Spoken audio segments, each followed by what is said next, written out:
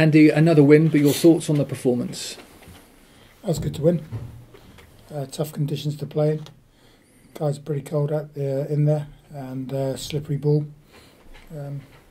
So it was good to find a way to win, and as a group we're pleased about that. Would it be fair to say you were fairly frustrated at half-time? Well, half-time, first 5 minutes, end of the game. Yeah, players are lucky they can get rid of some of their frustration and aggression during the game, can't they? But your thoughts on that opening 40, because I don't imagine it was quite what you had in mind.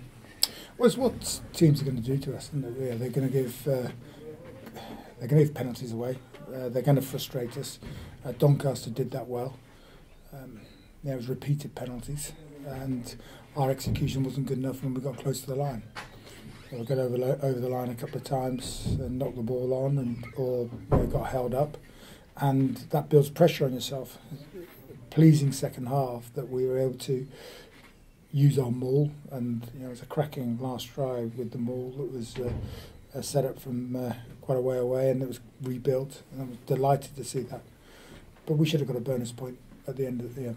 We had enough time to achieve that, and just at the end of the game it was a bit frustrating because we could be, when it comes to the big games, we could be points down, and we might need to score at the end of the game, and we need to find a way to score, as we did against Worcester at the first game of the season, and we had opportunities there and execution wasn't good enough. We talked before the match about interpretation of the laws and so forth. Were you happy with how the referee interpreted and the way your players adapted to that?